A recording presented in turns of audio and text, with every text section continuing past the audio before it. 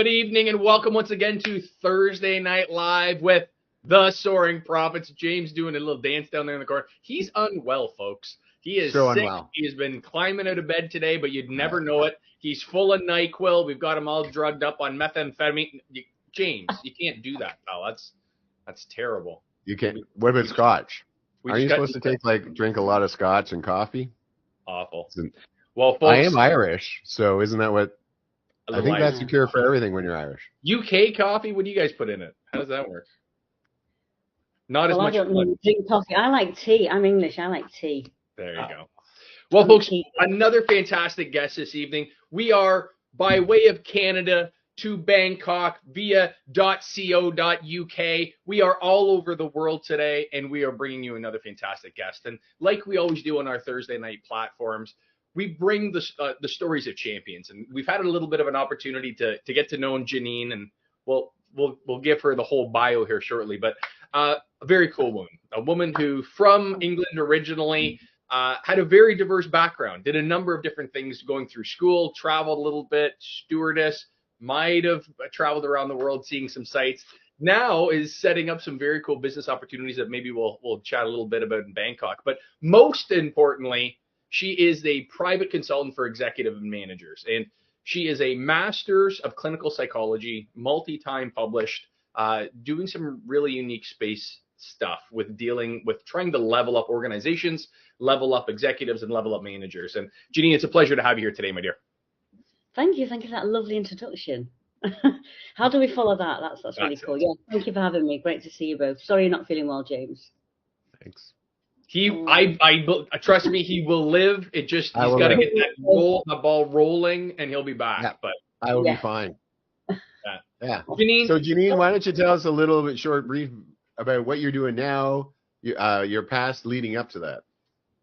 Yeah, sure. So as I say, thank you for having me on. My name's Janine. So my company's Change for Success, which I set up nearly 10 years ago now. That has flown by back in the UK.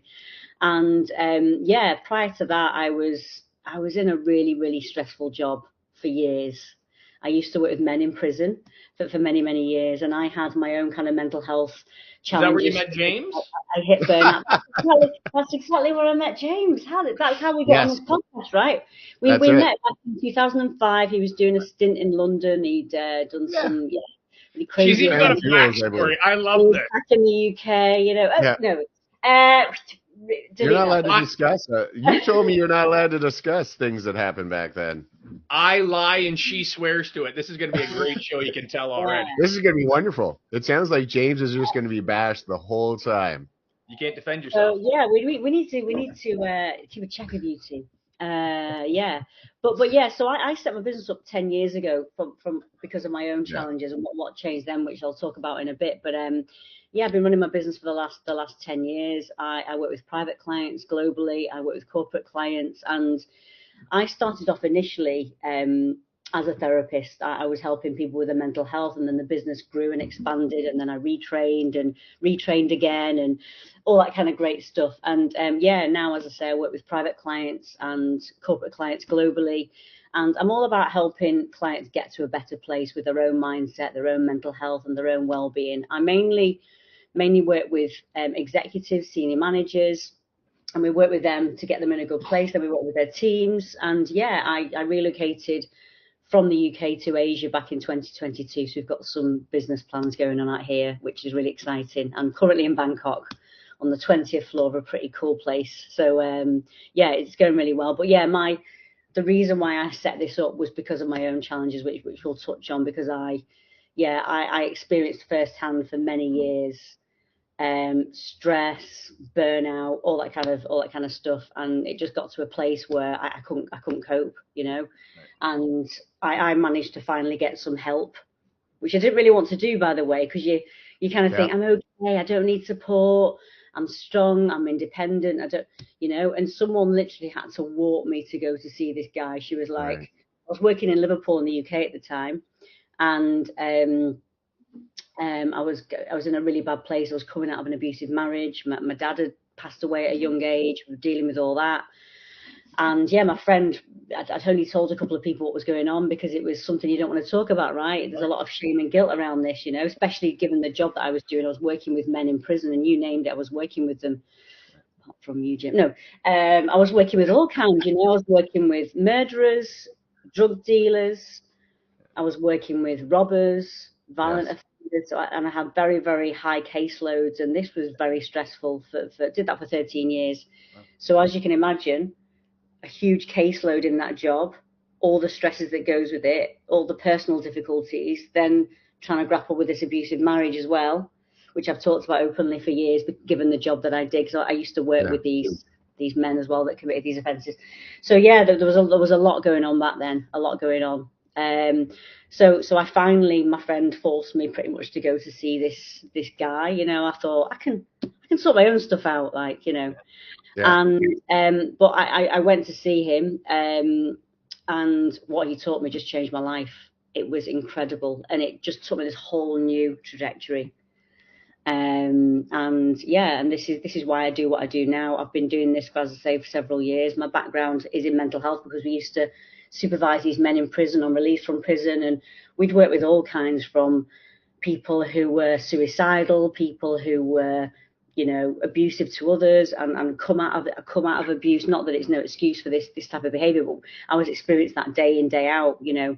Right. So we used to deal with people with personality disorder, mental health issues, you name it. I think they say the stats in the UK is probably similar in other places in the world. I think at least 70% of men in prison have a personality disorder. So you're dealing with all this day in, day out, you know.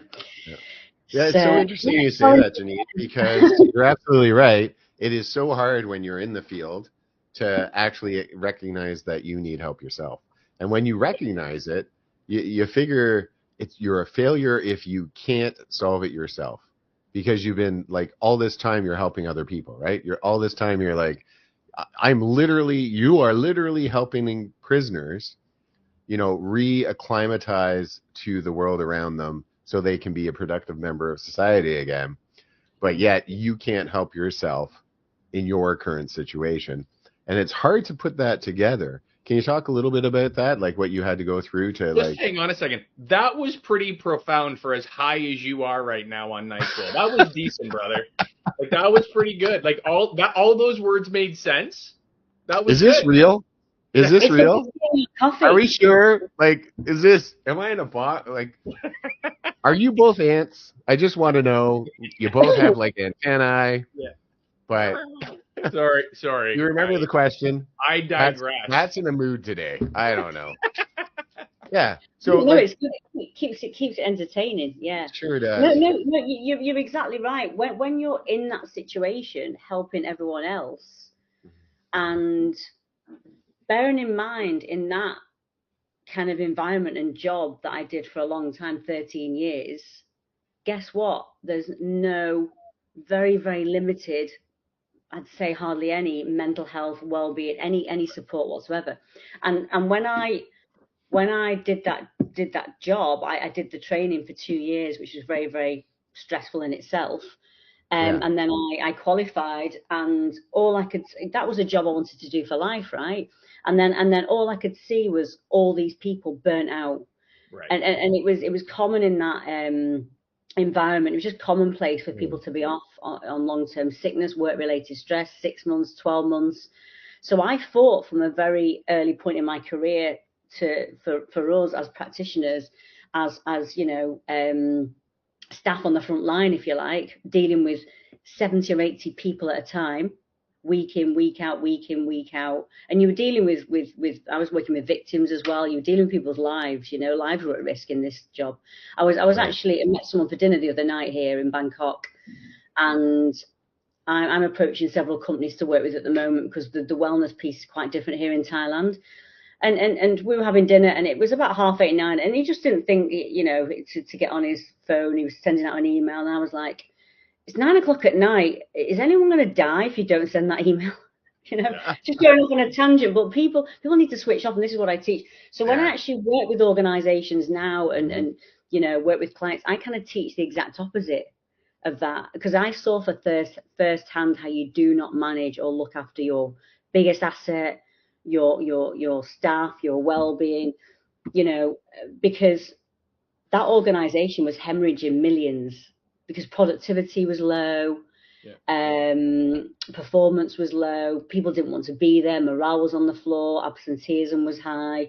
Staff turnover. So as you can imagine, logically stepping back now, that there's a lot of money being lost there. So when I go into organisations now, whether it's in person, online, we deliver training around supporting their staff with the productivity, the performance, the well-being. We talk through those scenarios and we deliver the exact opposite. So going back to what you were saying, James, you're exactly right. When you're in that situation, it's so hard to see the wood for the trees. Yes.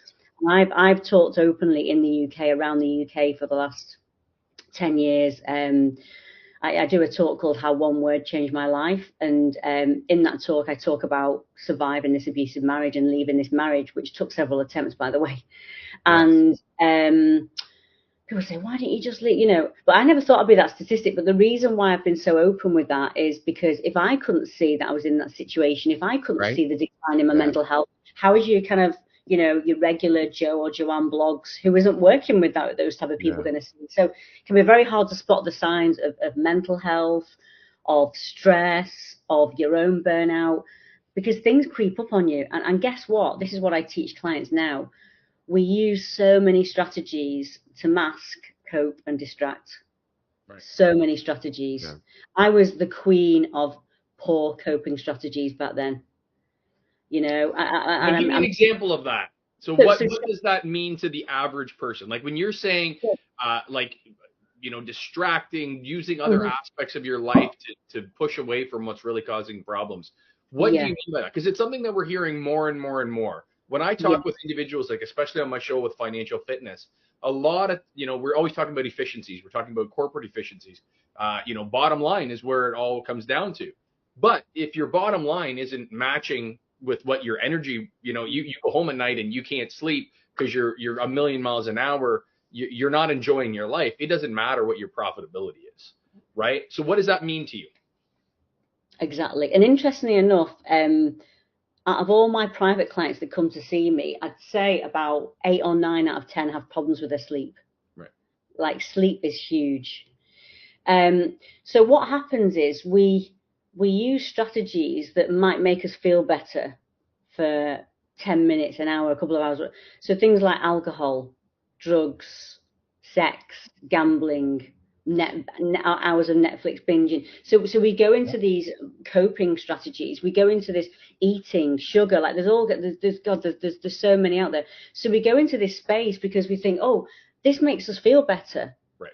But what it's actually doing, it's just numbing the pain, if you like. It's just, and so many people do it. Why? Because people, the way our psychology works, where people are looking for a quick fix all the time. And you know, you go to the doctors, and doctors are handing out pills. I mean, you know, like sweets, because people just want a pill. They want to take the pill. There, you'll be okay. And I'm not, you know, I'm not minimizing anything that medical professionals do. I'm not medically trained.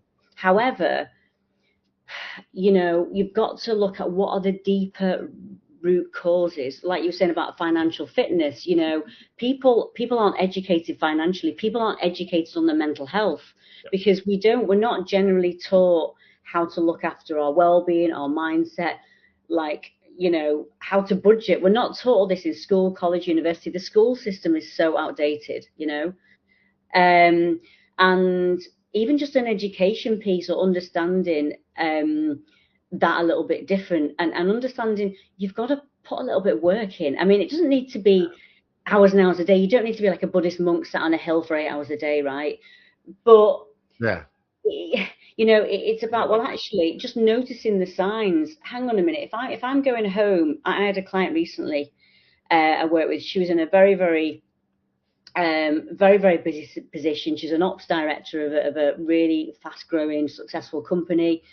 And I remember the first conversation we had, and I was working with her CEO, and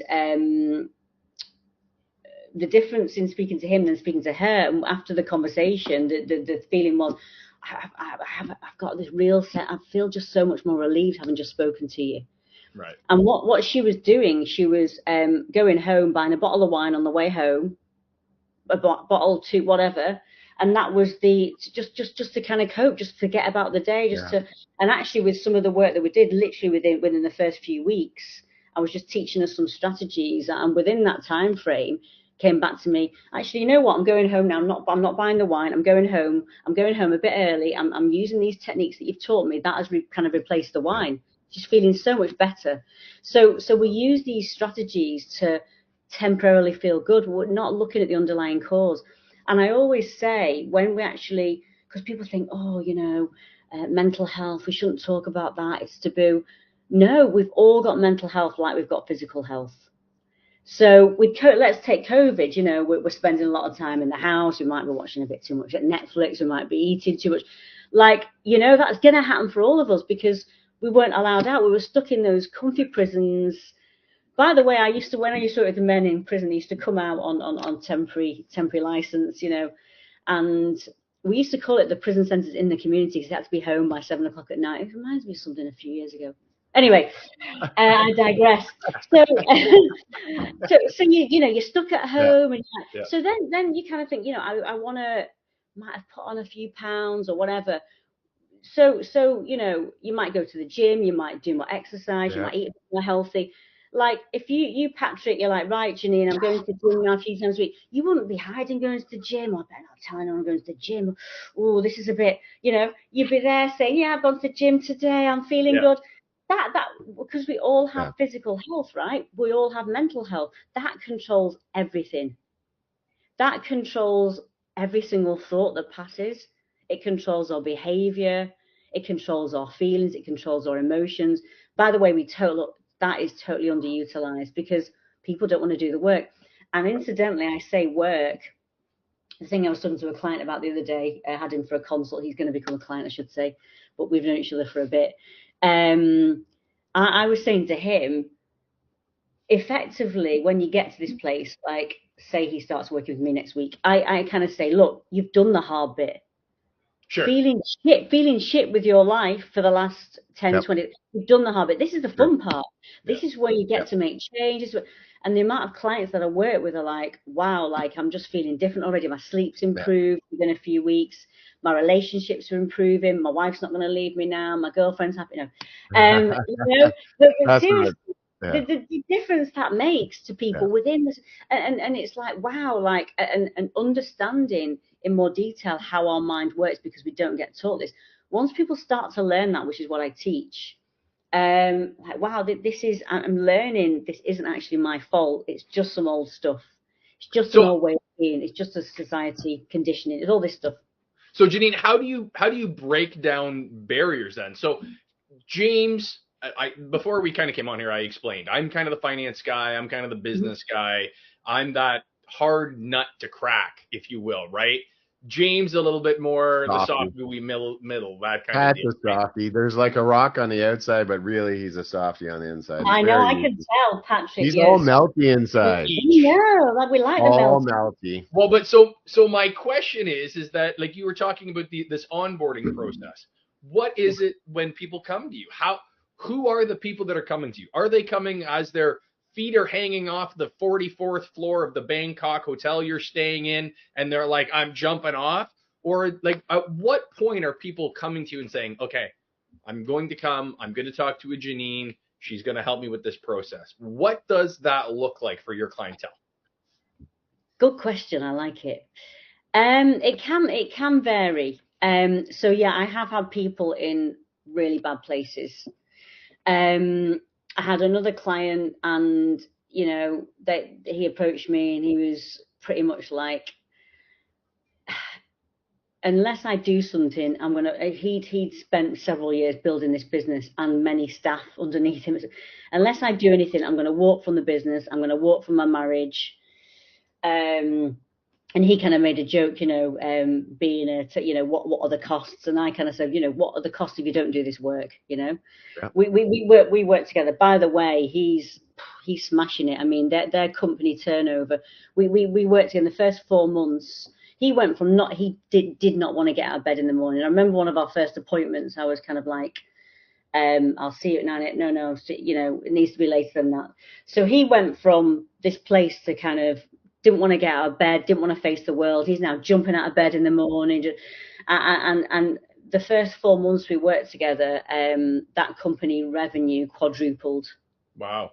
They went from £1 million months to £4 million months in the 4 months. Wow.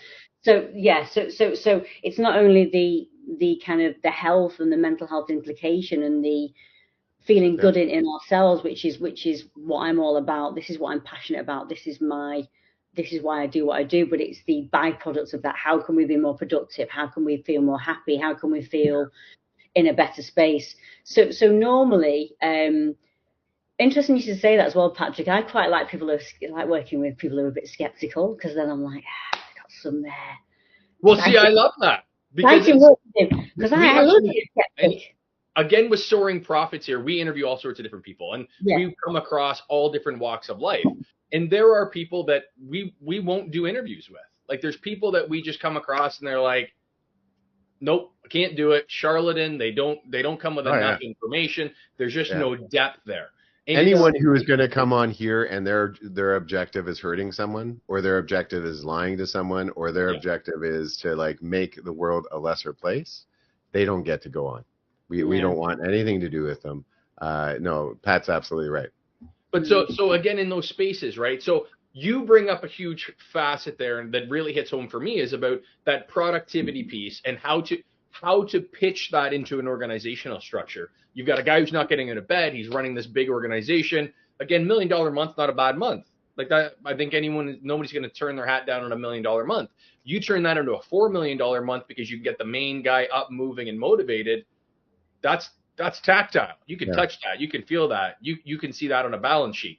So when you walk in the door to an organization, and it sounds like you're doing that right now with what you're doing in Southeast Asia, what's your pitch? When you walk in the door, obviously you're not going to be saying like, we're going to come in and we're going to put desks in here because that's going to be an asset, right? And you can touch that. This is a little bit different. So how do you pitch that? Yeah, great question. No, brilliant question. So I first of all touch on the stress piece. I'm like, stress is silently killing the productivity of your staff. Right. That's how we approach it initially.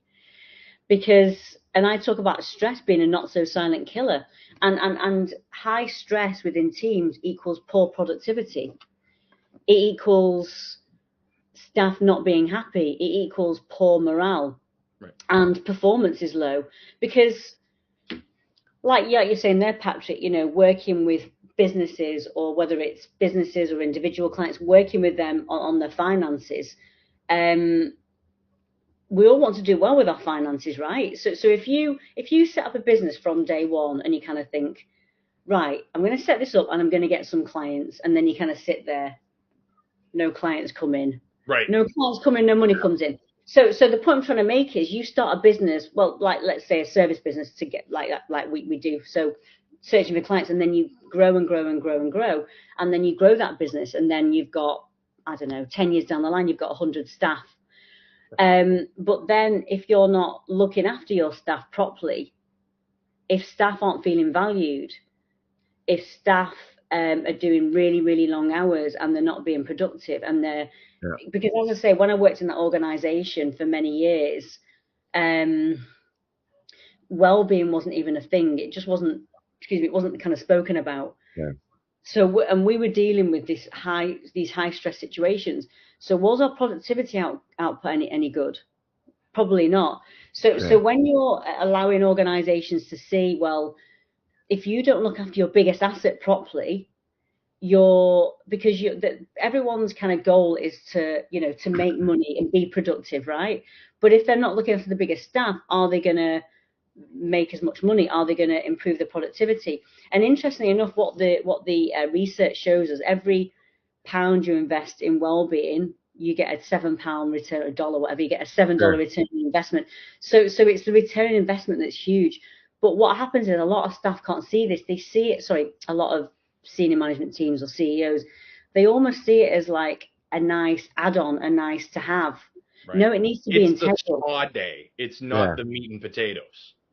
Say again. So a lot of people, a lot of organizational structures put it as it's the spa day, it's the retreat, as opposed to the Monday, Tuesday, Wednesday agenda talk. I think it's a lot of it is they want to put up that, you know, we support mental health. We'll put out the flyers saying mental health is important, but when it comes down to it, we don't want to take the day. We don't want to slow down. We don't want to give Bill the opportunity to take a break because we don't see it as productive.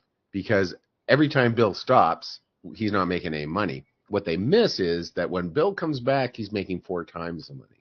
When Bill has the proper person to talk to, when Bill, like, when there is team building, when you take that time, like just a little time where you have like your teams that are under you, they get a day off where they're together, where they get to have fun, where they get to work on other things. That little building of teamwork, that little getting to know each other will make you more productive than anything else. It is amazing what, you know, if you have a group that have to do a tug of war together, or you have a group that has to solve a problem that has nothing to do with the business. When they come back, they're able to work as a team to think out of that box that is so much better. Are you doing some of that work? Well, first and foremost, yeah, I love that. But what I was going to say was, it's kind of making this work integral as part of the team, if that makes sense. Because what a lot of, like you were saying before, what a lot of companies do, and I see this. Oh, I'm not feeling well. They point to a sign over there. Well, there's a sticker on the wall. No, mental health first aid training. No, like we don't want to put a plaster on and pull it up. No, it needs to be integral, and you know, just being able to be open to have these conversations and to normalize conversations, because guess what? When let's take stress and procrastination, for example. Let's just take the two things. So we all know procrastination, right? When we're either in a business, running a business, yeah, right? We've all been there. But actually, I don't know if you knew this, guys, but when we're in a state of procrastination is stress in disguise. Yes. So we're procrastinating, Absolutely. we're stressed, activity goes down. And remember, so I love working with CEOs and senior managers and working with their teams top down, because how you run yourself is how you run your organization. So in that sense, what I mean is how you look after yourself is how you model your team. Does that make sense? Absolutely. So when you're managing yourself, so that CEO was talking about before, the company have grown and grown and grown. They're landing their biggest clients to date. I mean, I had a meeting with him the other day that, you know, why? Because he's leading from the top. He's leading this team, and then he's creating this team. None of this happens by accident. When you're managing yourself, this is easier to manage moving forward. And then again, like we were saying earlier on, it's about the happiness piece. It's not just about grinding, working 16-hour days. It's about, well, hang on a minute, how can I run this business successfully, but how can I look after myself? How do I want to be present for myself, for my partner, for my family? Do I want to work 100 hours a week, and then before I know it, the kids have gone to uni and I've not seen them for the last 18 years? Is that a happy life? Yeah. Right. Yeah. But then people have this misconception, I'm just doing this for my family, I'm doing this for my, but you're not there. Yeah. Is anyone happy? The greatest misconception, I think, is that eventually I'll get to it. That I had it too when I was raising my kids. That, you know, I had to work a lot. I had to be there for them, but I also had to I had to put my happiness on hold. That was the most important thing to me, that when I was, you know, being a dad and I was working and doing things, I had this idea that I had to put my happiness on hold, and everyone else's happiness was important. And that eventually, once I retire, my happiness will be important. This was the idea. And I think a lot of people have that idea. But you have to, then I got to a point where I was like, but wait, I am not helping anyone. I'm not helping my kids, because I'm showing them how to be unhappy. I'm not showing them how to be happy. I'm not helping my partner at the time. Unfortunately, it didn't work out, but at the time we didn't have a good relationship. So I'm not helping her. And I didn't love myself. I didn't care for myself. I did, it just wasn't enjoyable. So I had to slow down. I had to see what I was doing. Like you were saying before, the reason I ate was to make myself happy again. I had to look at the reasons I did things. What's the reason that I was constantly playing video games? What's the reason that I was eating? What's the reason that I was smoking weed? Because back then I was smoking weed. I had to break all that down, and it was all unhappiness, like you said. Yeah. And it boiled down to my happiness wasn't important. My kids' happiness was important. My ex-wife's happiness was important. And it wasn't until I came to a realization that no, I probably am important too.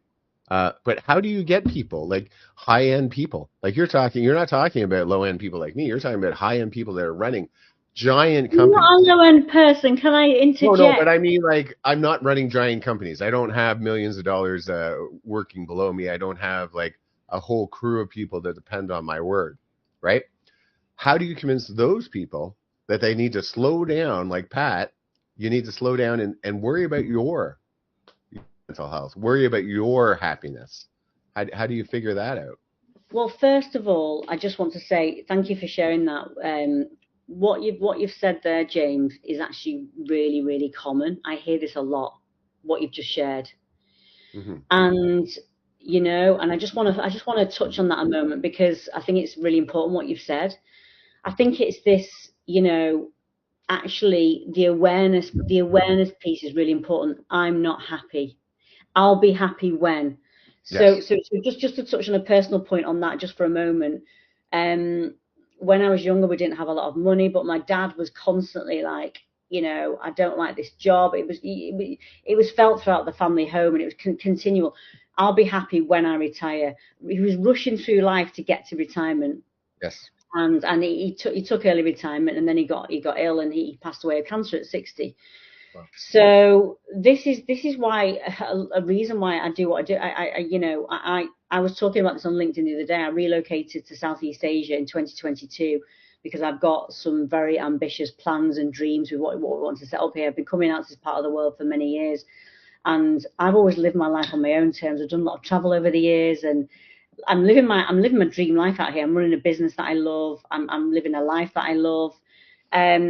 Because a lot of people are rushing through life, and as you said yourself there, we're not almost focusing on ourselves, but then we're distracting through drugs, through video games, but then we're actually thinking, I want to make my kids and my partner, everything happy, but nobody's happy because you're not happy.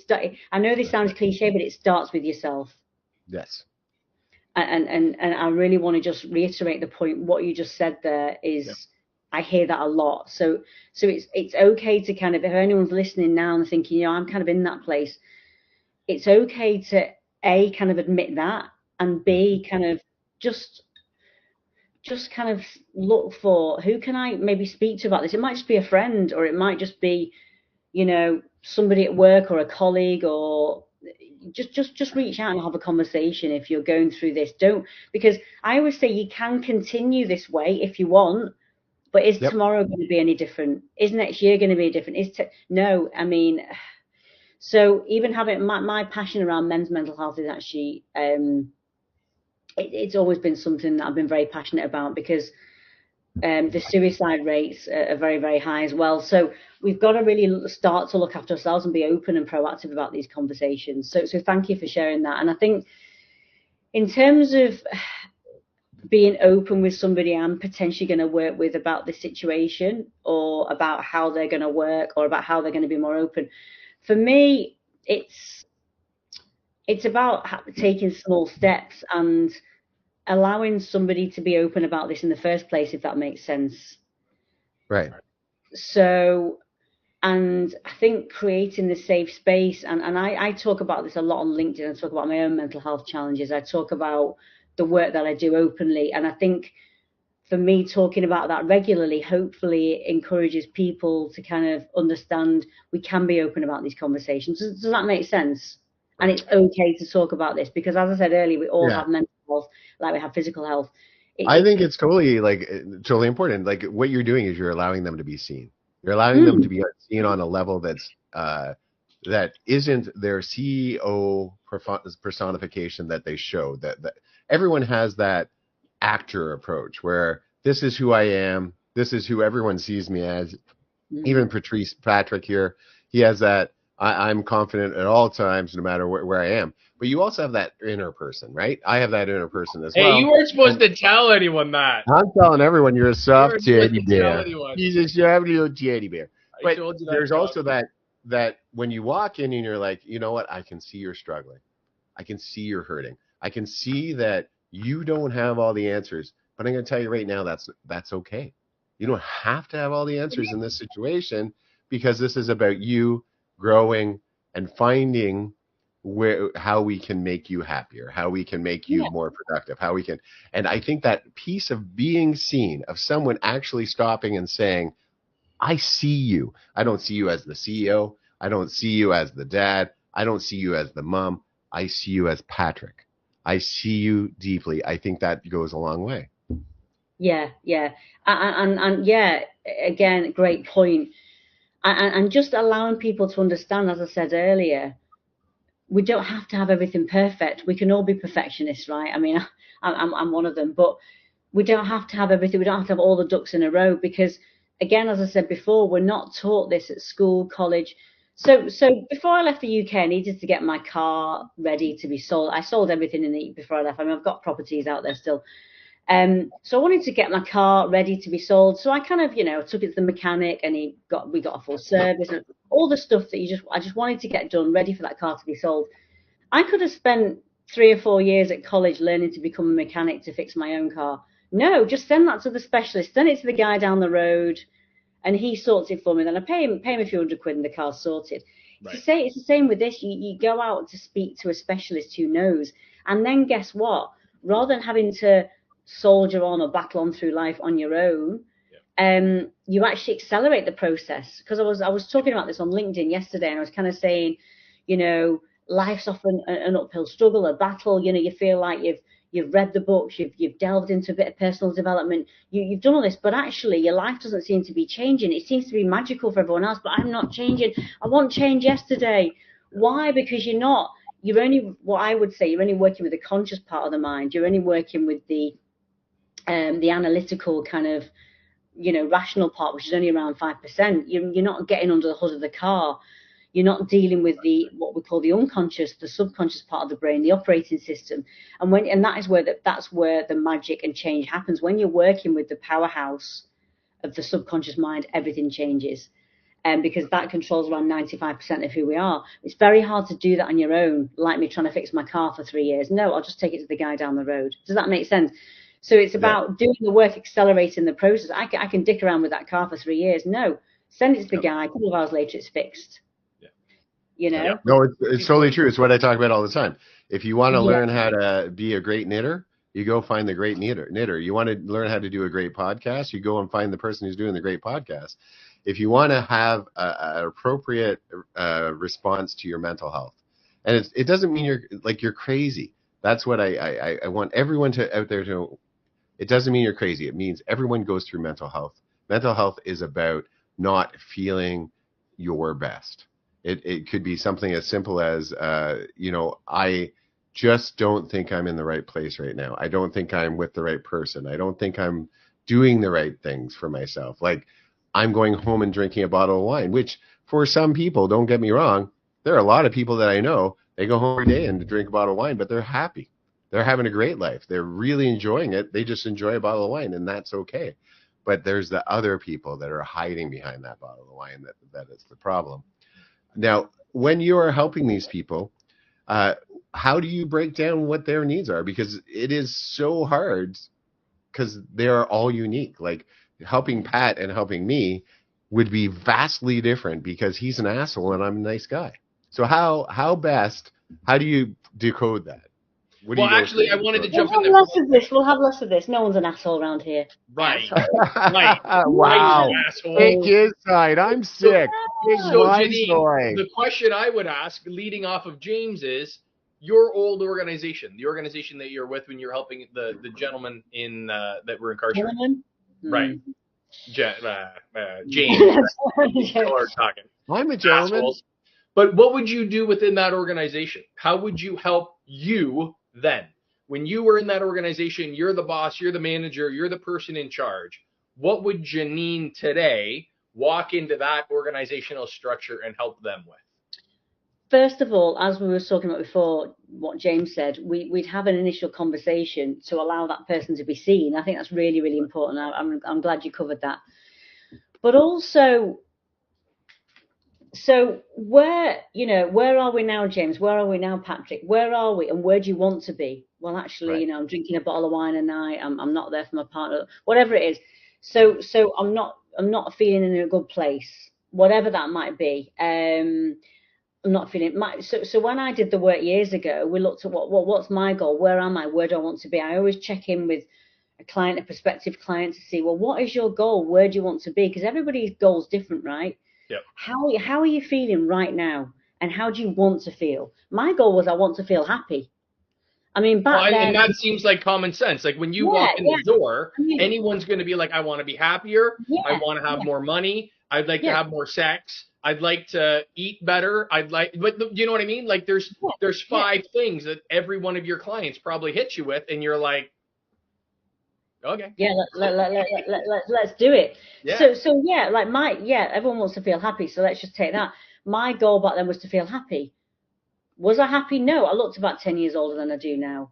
I wasn't in a good place. My confidence was on the floor. I couldn't have sat here now and been interviewed by you lovely people, because I would have like cancelled it. I wouldn't have had this confidence to do this. I mean, now I go out and I speak to people all over the world. So for me, I was in such a different place to where I'm in now. But I started to understand how my mind worked back then very differently, because I didn't understand that. I started to understand none of it was my fault. It was just a bunch of old programs, old ways of being, old behaviors, all that kind of old stuff. So when we're first speaking with somebody, it's kind of like, well, where are you right now, and where do you want to be? So we unpick that very quickly. Bearing in mind, I've assessed people I've assessed people. I've worked in mental health. I've done this for over 20 years. So I'd like to think I know what I'm doing and that kind of stuff, hopefully. So I can identify very quickly how we get someone to that place, to that goal. And I always say, because I'm confident in the work, I always say to a client on day one, you do the work, and I don't mean like homework, it's really boring like it was in school. I mean, you kind of do what I tell you to do. You engage, you turn up, you show up, you do the work, which is exciting, it's fun, because you're going to see change. You do the work, you engage, we'll hit your goal. I'm that confident in it. If you don't show up and you don't want to do it and you want to kind of go off in another direction, that's fine. Maybe we're not the right fit, but you do the work, we will hit your goal. That's cool. I like it. I love it. Yeah. So how do people get in contact with you? Obviously, you are a little bit out of touch at the moment for, if you wanted to do a session today in Toronto with us. But what does that look like? How do people get in contact with you? We do have the QR code hooked up here, and that's taking you to your site. But what does that onboarding process look like for you? So yeah, as I said before, I very active on LinkedIn. So you can find me on LinkedIn easily. I've got a lot of followers on there. LinkedIn via my website and other social media. But those are the main places that people can find me. It's really easy. Just get in contact and we can have a conversation. And sometimes, as I said before, it's just about having an initial conversation with somebody can make all the difference. And the amount of times I've spoke with people who say, you know what, I feel so much more relief for just speaking with you, for just being able to offload to somebody. And I always say, why not speak to a stranger? Sometimes strangers can help you more than the closest person that you know can help. That's seriously. Cool. So yeah, those are the places people can reach me easily. And I work with clients globally. A lot of my clients that are over in Europe. I've got clients in America, Canada, Australia, but yeah, and I'm working with people here, but yeah, a lot of my clients are over in Europe, so I'm usually on European time. But yeah, like global clients, and it's great. Like I say, everything went online during COVID, and I think people kind of think, oh, online, but I kind of feel we're doing better work online than we are in person, because you can't escape me. I'm there. You can't move. I'm here, and that's it. I love that, actually. I love that accountability piece. Yeah. Again, when you're running Zoom in the background on a call, or if you're working with a different project, they're always there. I can't go throw the pizza in the oven, sit on the couch and watch Netflix all day. Zoom is watching me. There's people always holding accountability to it. So I think that's awesome. I think that's very cool. Yeah. Now, when we first got started here, what is it that you're working on currently? And if anyone's out there, maybe from the financial fitness crowd, if anyone maybe wanted to contact you about maybe some financing of your projects, what would that look like? So yeah, so as I say, relocated out here to Asia in 2022, Southeast Asia, and our plan here in Thailand is to set up a high-end wellness retreat, wellness center.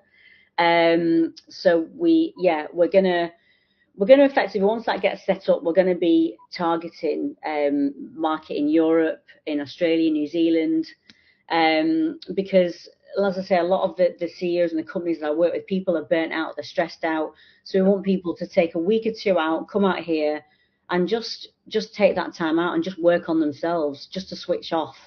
So we're gonna have a whole range of services, from the basics to kind of yoga, relaxation, meditation. But there's going to be a lot of kind of one-to-one group work support. But it's just a place where people are just going to be able to 5-star treatment and just kind of switch off. The plan is down the road to get investors on board for that, because we've got a big project that we're looking at. Yep. Exciting. So I work with a lot of people in financial services, actually, from CEOs, senior managers, because there's people quite stressed out in that kind of area of work. Absolutely, the market is a very fickle place, as James and I can attest the last little while here. So it's been a roller coaster, but when you have fantastic people like yourself that are out there to be able to leverage your experience, my experience, like I say, it's finance, it's business, it's that sort of thing. When you sit down and have a conversation with me as, a young entrepreneur or somebody coming along, I bring my prowess. I bring the information that I have. I've educated myself and educate myself daily to continue to draw on that and garner that information. If you go to a doctor because you broke your arm, they continue to educate daily on the best practices of doing that. You're doing the other side of that. And I think what you do is amazing.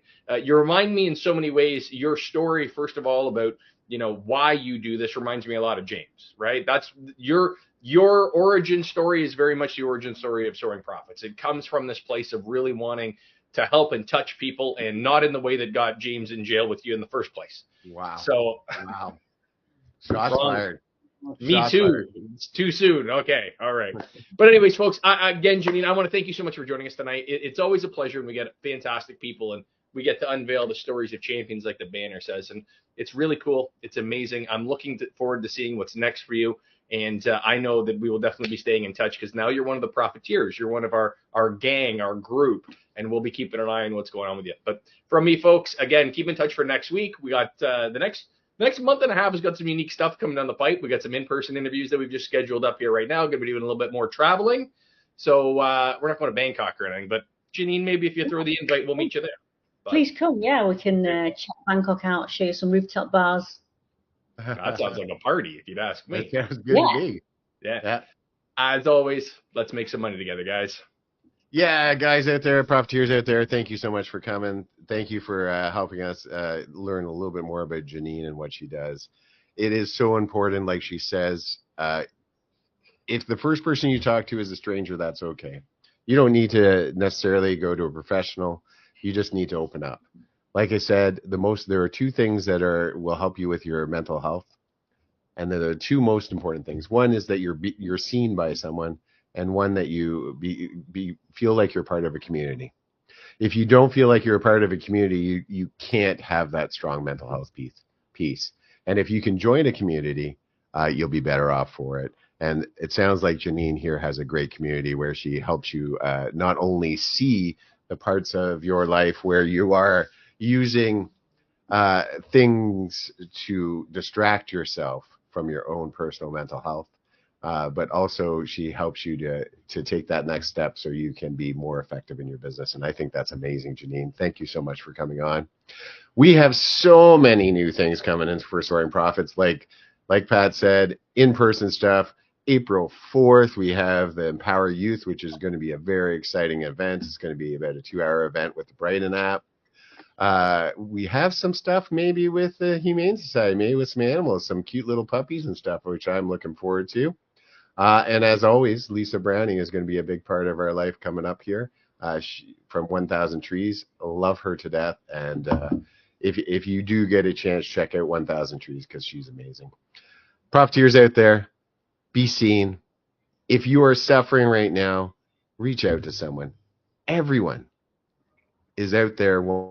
There's going to be someone out there that will listen to your story and rise you up. Find a community.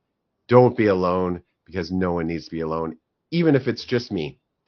Every once in a while, I get a DM. I just got a DM a couple days ago because someone was feeling like they weren't seen. I immediately started talking to him, and if you DM me, you want me to be your guy, I'll be your guy. We'll chat for a while, and hopefully you'll get the proper help that you need. So reach out, be a part of the community. I love you all. Let's heal our minds, bodies, and souls. Is it mostly the same people that wrote you from prison?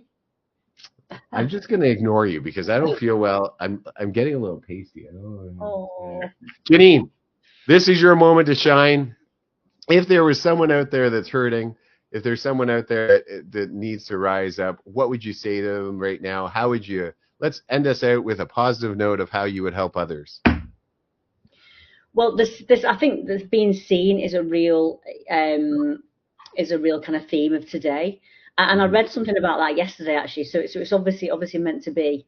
But on a finishing on a note, our default position is actually to be happy.